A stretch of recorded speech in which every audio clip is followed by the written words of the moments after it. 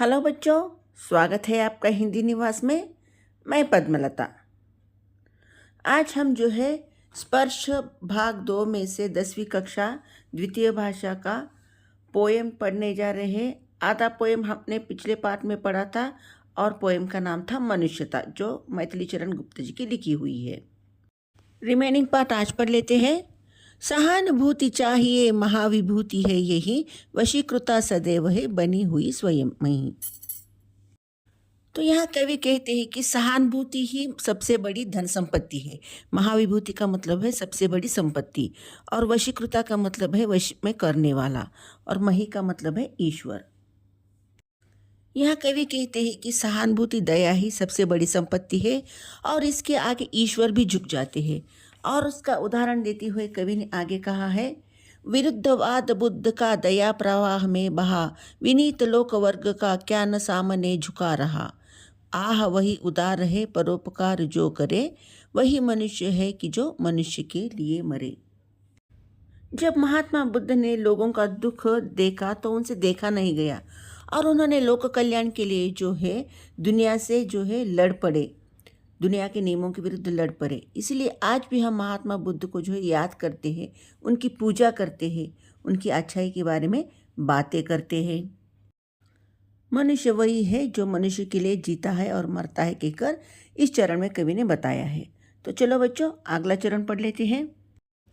रहो न भूल के कभी मदांध तुच्छ वित्त में, सनात जान आपको करो न गर्व चित्त में।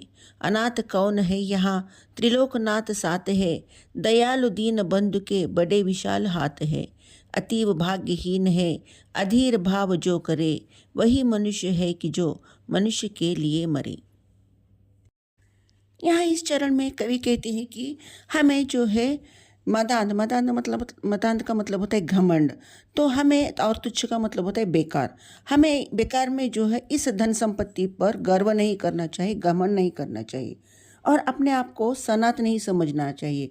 सनत का मतलब होता है जिनका अपनों का साथ हो। तो हमें ये नहीं समझना चाहिए कि मेरे अपने मेरे साथ है। तो यहाँ कोई अनाथ नहीं होता, सभी के साथ जो है ईश्वर होता है। ईश्वर बड़े दयालु है और उनका हाथ जो है सभी के ऊपर होता है। तो ऐसे लोग बहुत ही भाग्यहीन हैं जो यह उतावलापन कर बैठते हैं। तो ऐसे लोगों के लिए कवि कहते हैं कि हमें इस तरह का जीवन नहीं जीना है, और मनुष्य वही है जो मनुष्य के लिए जीता है और मनुष्य के लिए मरता है। चलो बच्चों, अब अगला चरण पढ़ लेते हैं। अनंत अंतरिक्ष में अनंत देव है खड़े, समक्ष ही स्वबाहु जो बढ़ा रहे बड़े बड़े। परस्परावलंब से उठो तथा पढ़ो सभी, अभी अमर्त्य अंक में अपंक हो चढ़ो सभी। रहो न यो कि एक से न काम और कासरे, वही मनुष्य है कि जो मनुष्य के लिए मरे। अनंत जिसका मतलब होता है जिसका अंत न हो, और अंतरिक्ष का मतलब होता है आकाश, और परस्परावलंब का मतलब है एक दूसरे का सहारा, और अमर्त्य अंक का मतलब होता है भगवान की गोदी, और अपंक का मतलब होता है कलंक रहित।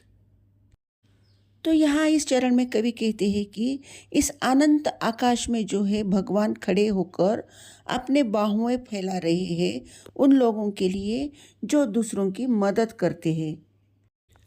इसीलिए हमें जो है एक दूसरे की मदद करनी चाहिए और सभी लोगों को साथ लेकर चलना चाहिए। जो बुरा काम नहीं करता, जो कलंक रहित होता है, ऐसे लोगों को भगवान भी अपनी गोद में बिठा लेते हैं। आगे कवि कहते हैं कि हमें जो है अपने लिए नहीं जीना चाहिए, दूसरों की भलाई के लिए जीना चाहिए। और इस अशाश्वत दुनिया में मनुष्य वही है जो मनुष्य के लिए जीता है और मनुष्य के लिए मरता है। मनुष्य मात्र बंधु है यही बड़ा विवेक है, पुराण पुरुष स्वयंभू पिता प्रसिद्ध एक है। फलानुसार कर्म के अवश्य बाह्य भेद है, परंतु अंतरैक्य में प्रमाणभूत वेद है।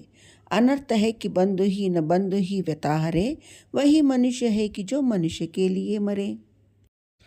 बंधु का मतलब होता है भाई, और विवेक का मतलब है समझ, और स्वयंभू का मतलब है स्वयं उत्पन्न होने वाला, और प्रमाणभूत का मतलब है साक्ष्य, और व्यथा का मतलब है दुख।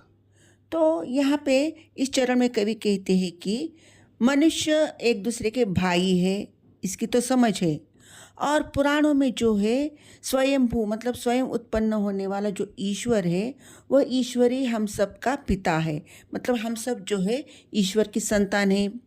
चाहे हमारे कर्म फल अनुसार हमारे बाह्य भेद बाहरी भेद अलग अलग हो, लेकिन हमारी सबकी आत्मा जो है एक है। अंतरैक्य का मतलब होता है आत्मा। ऐसे लोगों का जीवन व्यर्थ है जो एक दूसरे की मदद नहीं करते। मतलब एक भाई की जब दूसरा भाई मदद नहीं करेगा उसके दुख दर्द में, तो ऐसे जीने से क्या फ़ायदा। तो मनुष्य वही है जो मनुष्य के लिए जीता है, दूसरों के दुख दर्द में उसका साथ देता है, कहकर इस कविता में जो है इस चरण में कवि ने बताया है। तो चलो आखिरी चरण पढ़ लेते हैं। चलो अभिष्ट मार्ग में सहर्ष खेलते हुए, विपत्ति विघ्न जो पड़े उन्हें ढकेलते हुए। घटे न हेल मेल हाँ, बढ़े न भिन्नता कभी, अतर्क एक पंथ के सतर्क पंथ हो सभी।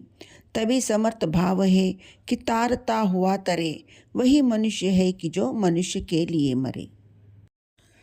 अभिष्ट का मतलब होता है इच्छित, और सहर्ष का मतलब होता है खुशी खुशी, और विपत्ति विघ्न का मतलब होता है संकट बाधाएं।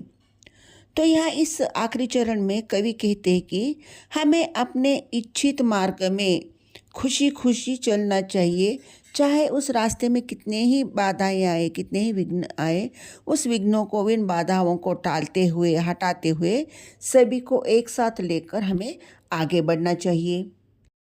बिना किसी तर्क वितर्क के सभी को लेकर एक साथ आगे बढ़ना चाहिए। और मनुष्य को इस बात का ध्यान ज़रूर रखना है कि आपसी भेदभाव न हो। और कवि अंत में कहते हैं कि मनुष्य वही होता है जो मनुष्य के लिए जीता है और मनुष्य के लिए मरता है। तो बच्चों, ये थी हमारी मैथिली चरण गुप्त की लिखी हुई कविता मनुष्यता, जो इस पाठ में समाप्त हो गई है। तो आशा करती हूँ आपको यह कविता ज़रूर समझ आई होगी। तो बच्चों, आपको वीडियो अच्छा लगा है तो लाइक कीजिए, शेयर कीजिए और सब्सक्राइब कीजिए। फिर अगले वीडियो में मिलते हैं, तब तक के लिए धन्यवाद।